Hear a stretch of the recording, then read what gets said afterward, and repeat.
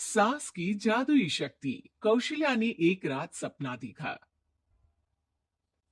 कौशल्या राजपूत, तुमने किए हैं जीवन में अच्छे अच्छे कर्म, इसलिए अब से जब तुम चाहो गायब हो सकती हो, जिसके लिए तुमको सिर्फ चुटकी बजानी होगी और चुटकी बजाते ही तुम गायब। बस एक बात का ध्यान रखना, जहां तुमने कोई गलत काम किया, तुमसे ये शक्ति वापस ले ली जाएगी। कौशल्या की नींद टूट जाती है।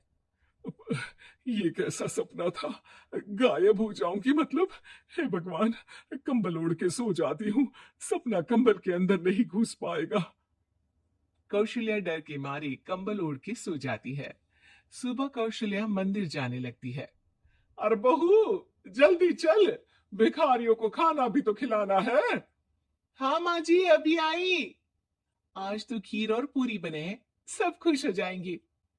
दोनों सास बहू कार से खाने का सामान लेकर मंदिर पहुंचते हैं और भगवान की आराधना के बाद मंदिर के बाहर बैठे भिखारियों को खाना खिलाने लगते हैं।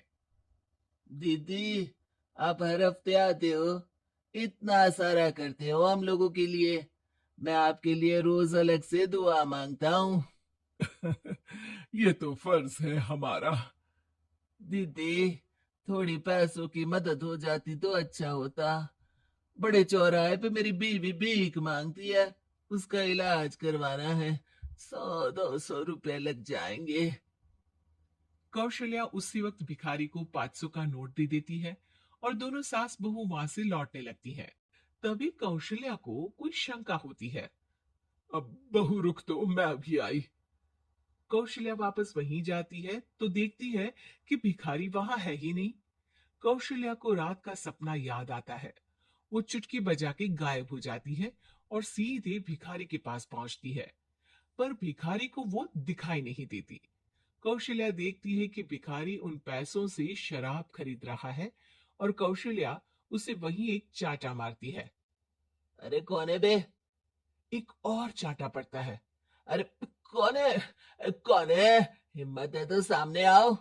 भिखारी को झूठ बोलने पर तड़ातड़ चाटे पड़ते हैं। वो वहां से भाग खड़ा होता है। कौशल्या चुटकी बजा के वापस बहू के पास आ जाती है और मन ही मन सोचती है।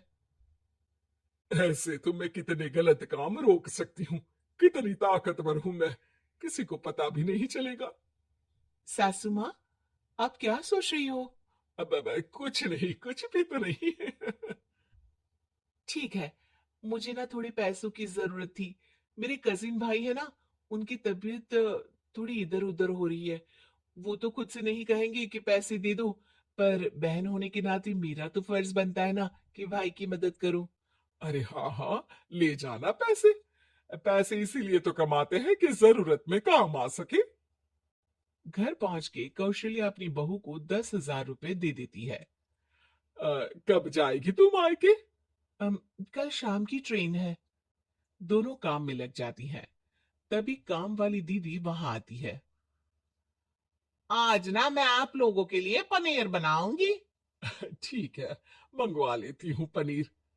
पड़ोस की दुकान वाला पनीर दे जाता है और काम वाली बाई पनीर से रेसिपी बनाने लगती है। आज अपनी सुपर पावर काम वाली बाई पे ट्राई करती हूँ। देखूं तो सही किचन में करती क्या है ये। सास चुटकी बजा के गायब हो जाती है और किचन में पहुंचती है। बाई को खबर भी नहीं है कि कौशल्या भी किचन में ही है। आज तो मैं भी पनीर की सब्जी बनाऊंगी रात को अपने घर, और थोड़ा सा घी भी रख लेती हूँ। वैसे भी कौशल्या बुढ़िया खा खा के मोटी हो गई है। कौशल्या बाई की चोरी पकड़ लेती है और गुस्से में बाई की चोटी ऊपर उठा देती है। बाई को समझ भी नहीं आता कि उसकी चोटी खड़ी कैसे हो गई। वो डर के मारे चीख पड़ती है। बहू भागते हुए किचन में आती है। अरे क्या हुआ? ये ये तुम्हारी चोटी खड़ी कैसे है? करंट लग गया है क्या? पता नहीं, शायद किचन में ना भूत है। बाई वहां से भाग खड़ी होती है और कौशल्या चुटकी बजा के अपने कमरे में टीवी देखने लगती है। बहू वहां जाती है। माँ जी, किचन में ना भूत है, बाई भाग गई। अरे भागने देना, भूत का तो पता नहीं, किचन में चोर जरूर था, और वो थी अपनी काम वाली। अच्छा हुआ चली गई। बहू को कुछ समझ नहीं आया। उसने किचन में जो देखा उसके सदमे में जो थी वो अभी तक। अगले दिन बहू अपने मायके के लिए निकल जाती है। कहीं भिखारी और काम वाली की तरह बहू भी तो मुझे धोखा नहीं दे रही। अरे कहीं वो पैसे ले जाके शॉपिंग तो नहीं करने वाली ना। अभी पता लगाती हूँ। मुझसे कुछ छिपा है भला। जैसे भगवान सब देख रहा है वैसे ही मैं भी सब देख रही हूँ। सास को अपनी शक्ति पर घमंड आ गया था। अब वो अब अच्छे काम करने की जगह अपनी शक्ति का इस्तेमाल खुद का शक मिटाने के लिए कर रही थी। वो चुटकी बजाती ही बहू के मायके चली जाती है। भैया, आपने बताया क्यों नहीं कि इतनी तबीयत खराब है? अरे तेरी सास बूढ़ी हो गई है, इतना भला काम करती है, उनकी मदद कौन करता है? यहाँ तो और भी लोग हैं ना। भैया, मेरे पास कुछ पैसे हैं। आप दूसरे डॉक्टर को दिखा दीजिए ना। अरे मुझे लगता है कि मेरा टाइम आ गया है, मुझे जाना होगा। कमरे में भाई की आत्मा को लेने यमदूत आ चुके थे। कौशल्या भले ही किसी को नहीं दिख रही थी, पर यमदूत ने उसे देख लिया। हम्म, यही आत्मा है शायद, परछाई दिख रही है, पहले ही तैयार खड़ी है। अरे आप कौन हो? यमराज का नाम सुना है? हैं? आप यमराज हो क्या? नहीं, हम उनके यहाँ जॉब करते हैं, आत्मा उठा के ले जाते हैं डिलीवरी वाले। चलो अब तुम्हारा टाइम पूरा हो गया। अरे आप शायद ना वो बिस्तर पर पड़े आदमी की आत्मा को लेने आए हो। मैं तो बस यहाँ देखने आई थी कि मेरी बहू कहीं मुझसे पैसे लेकर शॉपिंग करने तो नहीं चली गई ना। मतलब तुम्हारे पास शक्ति है गायब होने वाली? हाँ।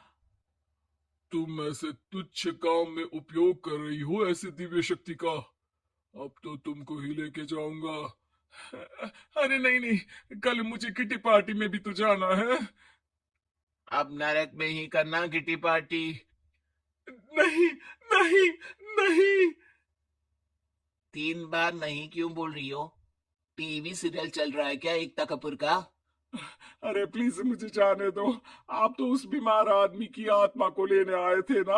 गलत डिलीवरी करोगे तो यमराज डांटेगा ना।